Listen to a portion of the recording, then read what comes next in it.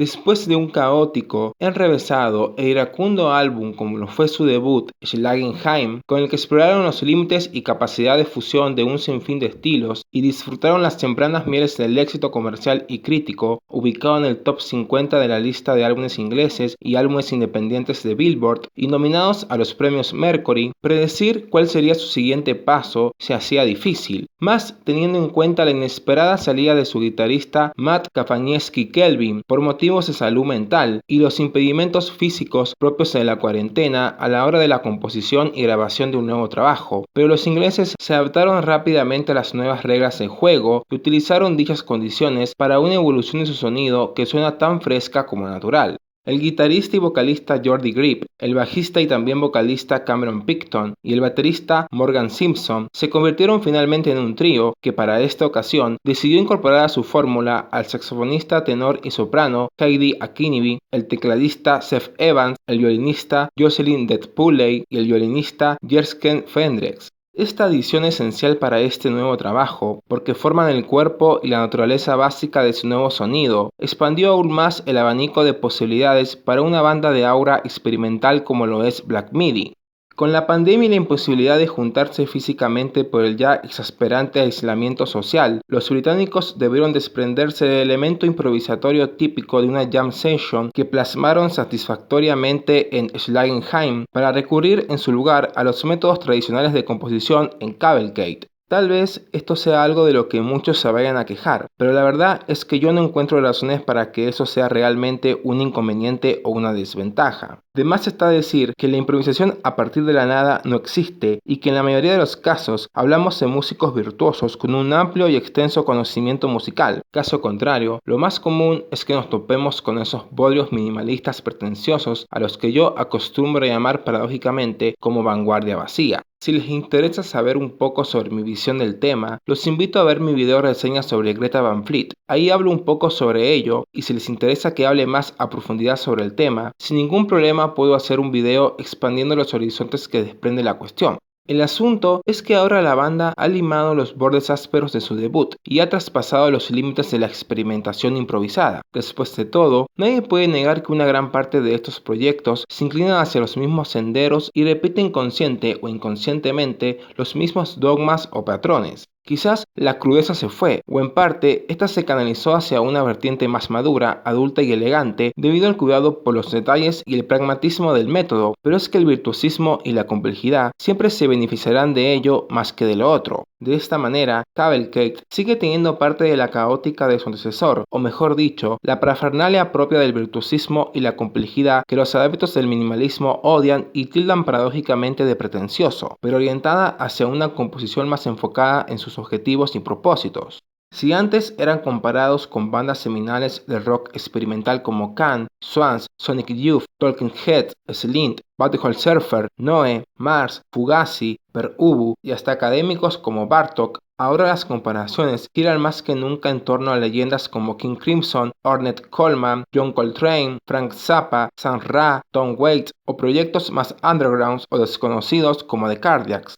Yo incluso agregaría al lote de referencias a bandas catalogadas bajo la etiqueta no oficial, por así decirlo, de Brutal Prog, como The Frank Larenbackers, Lightning Bolt y Absalom Acros, en el sentido de ser una banda más pesada que el rock progresivo promedio, aunque su música está lejos de ser una ida de olla como la de aquellas. Sus estructuras están más cercanas al rock progresivo y free jazz clásicos, aunque en cuanto a epicidad y rimbombancia se refiere, no le debe nada a ninguno de todos los exponentes antes mencionados. Es precisamente esta estela grandilocuente y esquizofrénica en comunión con los elementos más oscuros, industriales o góticos, por así decirlo, de su sonido, los que generan o dan la sensación de un ambiente post-apocalíptico o distópico en su música, muy en sintonía con los tiempos que estamos lamentablemente viviendo, rodeado de conspiraciones y teorías paranoicas. Y en parte, líricamente la banda saca provecho de ese mood que desprenden sus piezas. Incluso los imagino en un futuro próximo escribiendo un álbum conceptual. En ese sentido, John L., Condromalensia Pechela y Slow son fieles exponentes de la majestuosa ópera prog rock y la locura estructural del art rock y el jazz más experimental. canciones dinámicas más difíciles de explicar o describir en una reseña que gratificantemente vivenciar. Acordes disonantes, pasajes cacofónicos, constantes cambios de tiempo, una rítmica invasiva y atronadora, cortesía del músico que más destaca en el LP, Morgan Simpson, y un saxofón, piano y violines inquietos dispuestos a aumentar la atmósfera lúgubre y fantástica. Absolutas odiseas en la que líricamente se nos habla de un líder religioso o político cuyos seguidores se han volcado en su contra, como ocurre en John L., o de un revolucionario e idealista joven que sueña con un mundo mejor en medio de un golpe de estado, como narra Slow. En un polo opuesto tenemos a Diamond Staff y The Throne. La primera, construida a partir de la directriz lenta y ascendente del post-rock, con una aura espiritual o esotérica que busca desencadenar en un moderado clímax orquestal, ritualista o religioso paradisiaco, casi como si esas guitarras que emulan a un arpa te estuvieran dando la bienvenida al cielo, si es que éste existe. Su naturaleza también puede recordar los momentos más artis o psicodélicos del rock progresivo setentero, aunque tal vez sea la más genérica o predecible de todo el lote de canciones. Y la segunda, de carácter post-punk, tomando para aumentar su tonalidad sofisticada los mejores elementos del funk y el jazz más suave. En su final, implosiona en una vorágine de guitarras y batería totalmente opresivas y desquiciadas.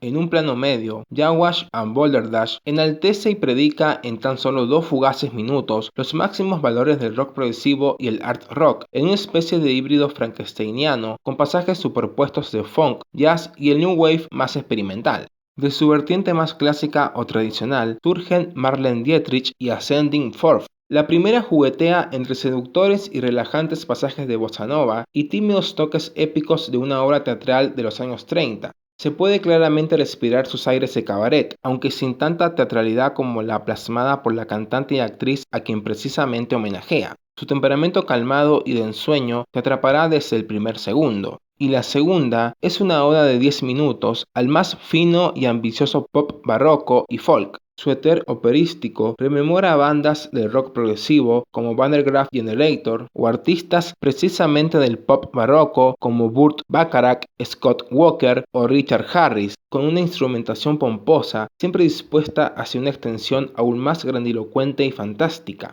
La letra cuenta las tribulaciones de un escritor o compositor que está bloqueado creativamente y cuando la inspiración llega, dicha obra es despreciada rotundamente tras su publicación. Sin dudas, una pieza que encarna a la perfección esa amarga sensación o experiencia. Por extraño que parezca, es increíble lo bien que se amalgama ahora la voz de Jordi Grip y Cameron Picton con los nuevos hilos que hilvanan su sonido. Sin dudas, uno de los apartados más favorecidos con este cambio hacia habilidades marcadamente yaceras, barrocas y progresivas. La tesitura cuasi barítona de ambos se escuchaba desfasada en Schlagenheim, donde su instrumentación más chirriante e histrónica era discordante con vocales de estampa más madura, orgánica y adulta, mucho más en sintonía con la perspectiva estética actual, desde la cual puede sacar más beneficio a la teatralidad y profundidad de sus registros. Los vocales son tan protagonistas como las 1000 florituras que hay por canción, y potencian el concepto épico y virtuoso de estas.